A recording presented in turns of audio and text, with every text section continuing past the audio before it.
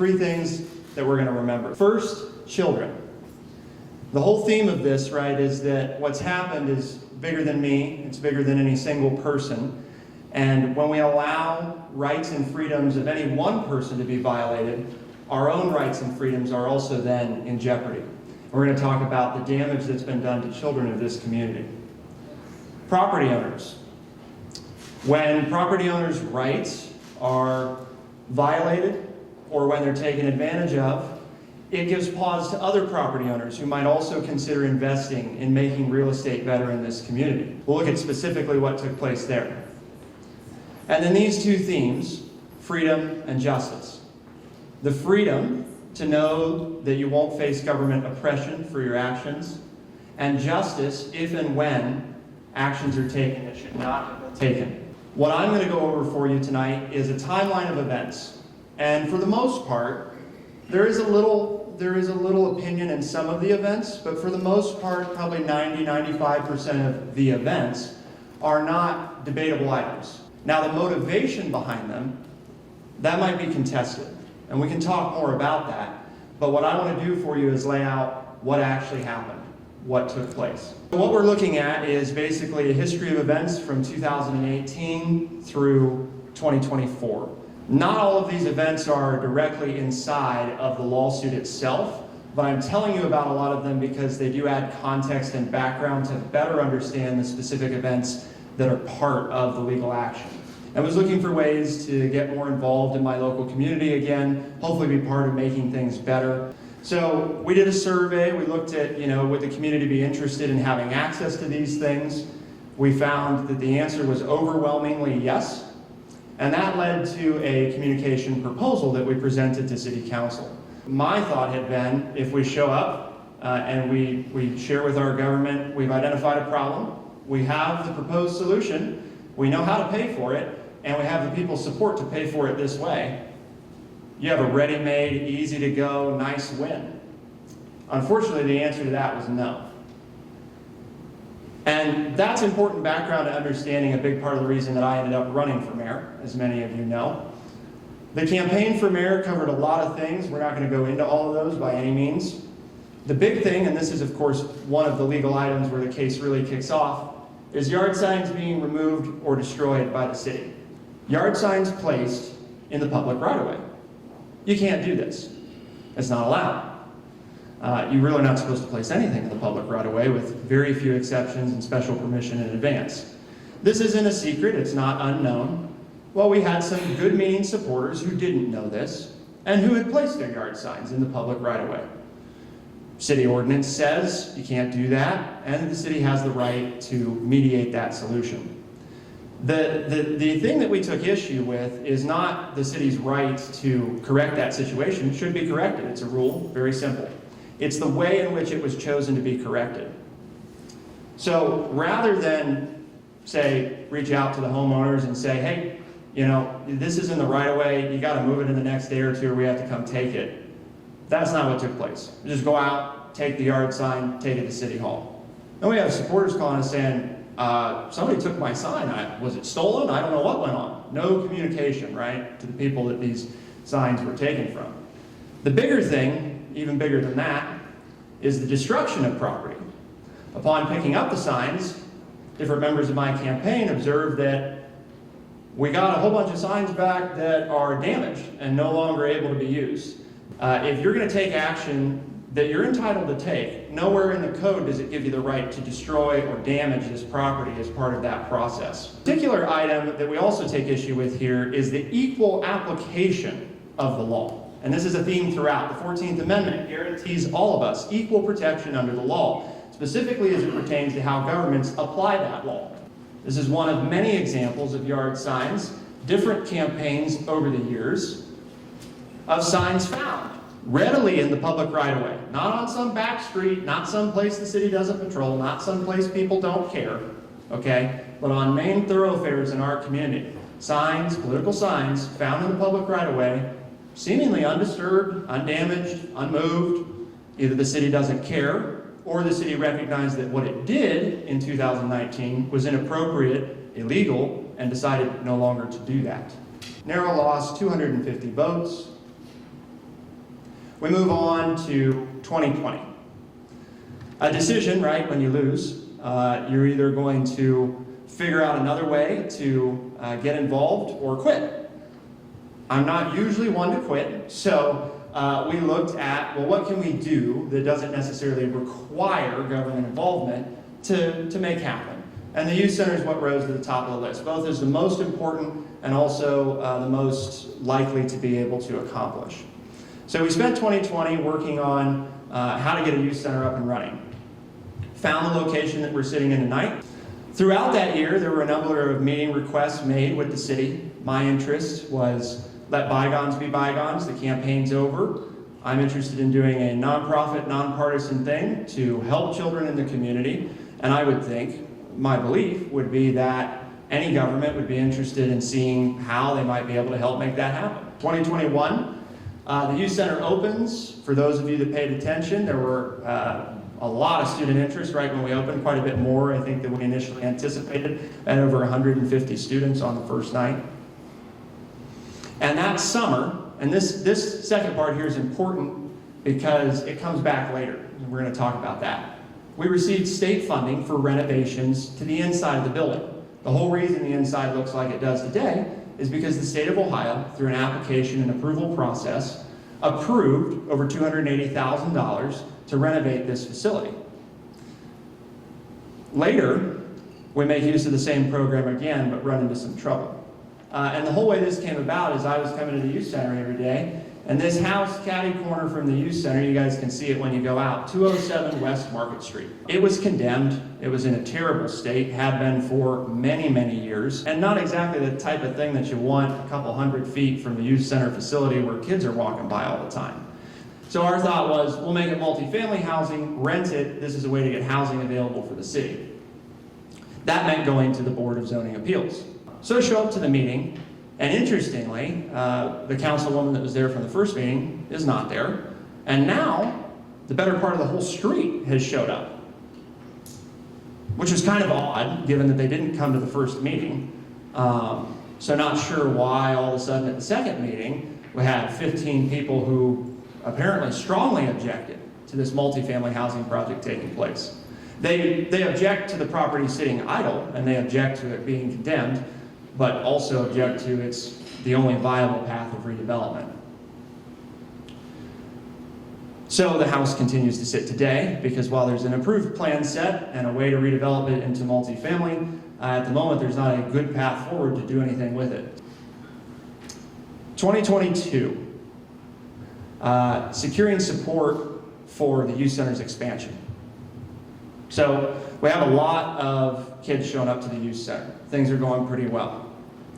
And we completed our renovation project, and we went back to the state and said, hey, that's done. You know, are there any other programs that we should know about? And they said, well, we don't have any other direct ones to point you to, but you can go for this one again. If your demand's strong enough, maybe you want to expand the facility or, you know, buy an additional facility, and our money can help you do those things. So we began work outlining a plan to over double the size of this facility. So also in 2023, big year, lots going on. Youth center expansion funding is stopped. Urbana Tomorrow outbids in 2023 the city at public auction for a house. Some of you may know the house, or what was the house, 405 Gwen Street. It's not there anymore. The city demolishes the property after it was actively being renovated. Here's approximately the condition when we found the property. Definitely not something that most of you would probably be excited to move into. But probably also not in imminent danger of collapse. And as you can see, it's marked condemned. One important thing about this notice, as you can see, is that it was posted in 2017. And at the time of this photo, right, we're in 2023. So 5-6 years since the property had been listed as condemned, a danger to public health, according to the Champaign County Health Commissioner. But it seemed to sit untouched, unconcerned, the city not seeming to care to do much about it. The day that I go to pick up the deed, I get a call from the zoning officer at the city asking if I could stop by so that I can be served with, dated February 28th, 2023, a code violation notice on my nice new acquired property. 10 days from the receipt of this letter, you are to remove the structure That is the process for abating this particular nuisance. Don't dispute that the city has the right to issue this under its ordinances, right? That's not the issue. Certainly have the right to issue it. The ordinances say they can issue it. The question becomes, back to that 14th Amendment, why wasn't this house taken care of before? The only requirement for this notice to be served is for it to be posted on the property. Doesn't have to be handed to somebody. Doesn't have to be signed for. It just has to be posted. So any time during those previous 5-6 years that the Champaign County Health District said this was a public health hazard, the city could have posted this notice and 10 days later came in and tore it down. But Justin outbids the city for it, and the day I pick up the deed, well, now we got to get it torn down right away. Got to get on it. So we have 4 letters. The first letter from the city receives a response from Urbana tomorrow. Our letter in reply gets no response from the city. We respond to their next letter and then receive no response to our last letter. I guess you could say we did receive a response to the last letter, although it wasn't in writing, it was in the form of tearing down the property. Without, by the way, notifying us that they intended to do that after having received our letter, which they confirmed receipt of. They did confirm receipt. So they tore it down, and a couple weeks later, we get an invoice for the cost that the city incurred demolishing the property that we didn't want them to tear down, that we were actively trying to improve. Well, here's his reply. There's nothing we need from you. The City of Urbana will not provide a letter of support. $2.5 million to help kids in your community. The answer is no, and you have no reason. So naturally, this followed up an email from me that basically just politely said, could you help me understand here? One of those requirements that we needed to meet? Not possible, because the city says no. So, our contractors that were hired through the proper process with the state of Ohio went through public bidding. We've been working with them for over a year. We get a nice invoice. $140,000 in cancellation fees for your nice contract. Since we can't proceed with the project, you'll need to figure out how to pay that. Please and thank you, 30 days. So there's the full timeline, right? We start back in July, we have this approved application, and basically by the start of October, project's dead. So the city demolished that property, the youth center expansion was stopped, and if all that's not enough, those criminal charges that we mentioned before. The city prosecutor's office filed some criminal charges against me. These are charges that, in talking to a former Urbana police officer, said, I brought evidence like this a number of times to the prosecutor's office before, and I had a lot of ample evidence. I even in one case had a landlord that basically admitted to doing this particular thing. And the prosecutor's office told me we just have a policy of, not prosecuting this type of thing. We just don't go after them. The former tenant, the alleged victim who's accusing me of having stolen stuff, is put on the stand under oath and admits, I lied to Justin multiple times, and I did it with the purpose to mislead him. You'll notice here's their decision and their conclusion that the trial court's decision was against the manifest weight of the evidence and did not support the criminal offense of theft. The trial court's judgment will be reversed. This was a unanimous decision, by the way, of the appeals court, 3-0, so there's no dissenting opinion, no other side to read. And for those, again, that are interested in, reading up more on the law, the manifest weight component here is real important. It's about the most severe thing the court can say. That other people know I didn't commit. That other people testified to I didn't commit. That a person who admitted to lying said, yeah, I misled him on purpose. I even lied about being in a mental institution to him to try to get sympathy. You are not going to let your First Amendment rights, your 14th Amendment rights, your rights under state and common law continue to be violated and the law be used against you this way. So I asked Taylor Armstrong for a meeting. I've consulted with a third-party attorney at this point, and I let Taylor know that I'm planning to file a federal lawsuit in court. However, I'd like to know from Taylor if he thinks we can figure out a way to avoid this. Meeting ends. Taylor's pretty upset. And as he exits the door, his quote to me is, Justin, I really think you got to be careful here because if you proceed with this, you'll be the one that ends up 6 feet under when this is all over. Urbana police show up here at the youth center. We have a search warrant that we'd like to serve you with. And we'd like to take your phone, tablet, laptop. We'd like to take these things, please. We need them now. Mind you that they waited to tell me about the search warrant until after they asked me to show up at the youth center, and then waited another hour questioning me before deciding to let us know that there was a search warrant. There's a lot of detail in here. If you go to freedomforurbana.com, you'll find over 130 37 pages of legal filings listed on the website, and the lawsuit claims violations of the First Amendment, freedom of speech, the 14th Amendment, equal protection under the law and due process, and multiple violations of state and common law. 12 counts in total. Some of the state and common law claims involve conspiracy to deprive a citizen of their rights, and trespassing, and a number of other items. Freedom, protecting the rights that were guaranteed, justice, correcting those wrongs. And why are we doing it? Yes, for me, of course.